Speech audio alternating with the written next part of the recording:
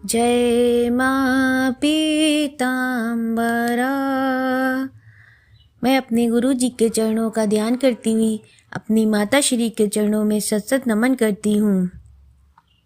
अपने माँ के प्यारे प्यारे भक्तों को मेरा कोटि कोटि प्रणाम।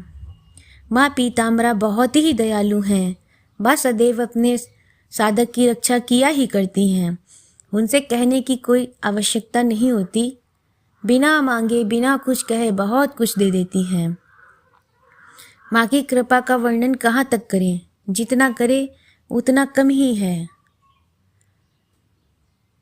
बहुत से लोग बगला महाविद्या को तामसिक रूप में स्वीकार करते हैं, लेकिन उनका ऐसा सोचना ठीक नहीं है, क्योंकि माँ बगला वैष्णवी शक्ति हैं। उनमें त्रिशक्ति का समावेश है। इसलिए बगलामुखी साधना से साधक शीघ्र ही भयमुक्त हो जाते हैं। उनके शत्रु उन्हें किसी प्रकार की हानि पहुंचाने का तो दूर, हानि पहुंचाने की बात सोच तक नहीं सकते। माँ बगला स्वयं ही उनकी रक्षा किया करती हैं।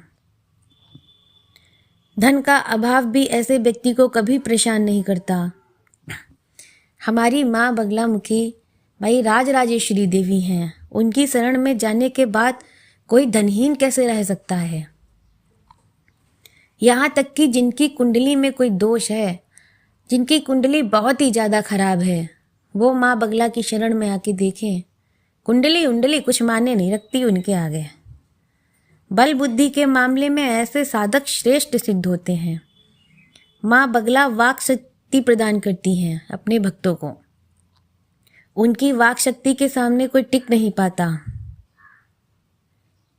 इसी प्रकार बगलामुखी शब्द को लेकर भी आम लोगों में भ्रम बना हुआ है। साधारण लोग माँ बगला का नाम का अर्थ पक्षी विशेष के रूप में लगाते हैं, परंतु उनका ऐसा सोचना उचित नहीं। संस्कृत में बलगा कृत्या विशेष को कहा जाता है, जिसके माध्यम से अभिचार क्रम संपन्न किए जाते हैं। इसी प्रकार मुख्य शब्द का अर्थ निकलना होता है। इस प्रकार बगलामुखी शब्द का पूर्ण अभिप्राय होता है, जो शक्ति शत्रुकृत अभिचार क्रम को नष्ट करे वह बगलामुखी है।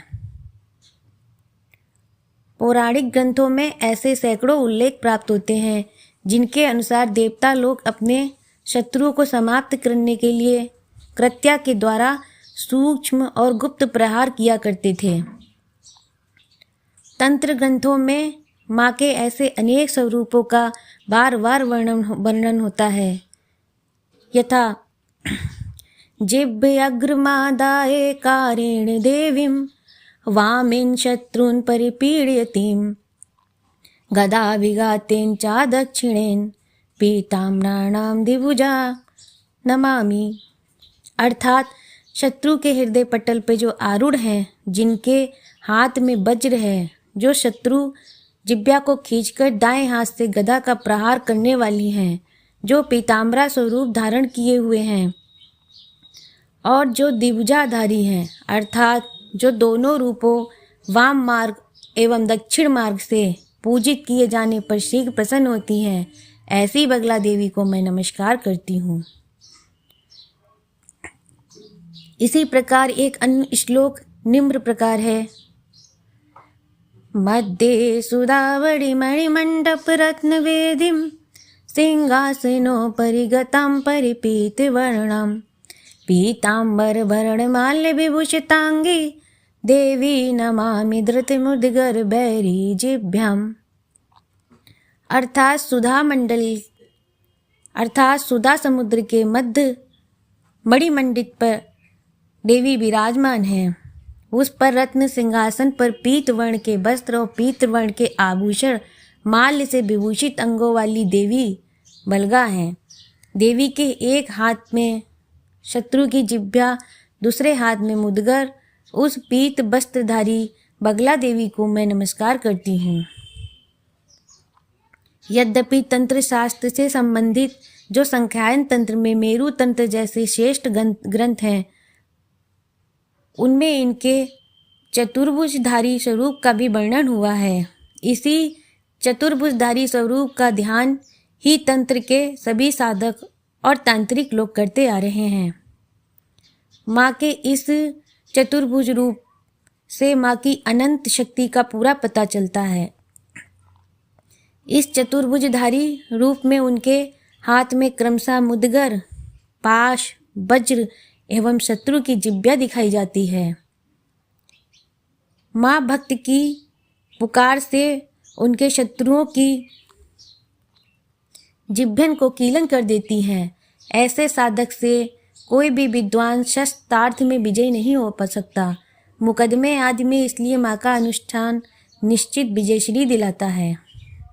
माँ बगला से संबंधित जो स्तोत्र, कवच, सहस्त्रनाम आदि हैं, उनके पाठ मात्र से विभिन्न प्रकार की बाधाएं शत्रु पर असर नहीं करती और तत्काल शांत हो जाती हैं।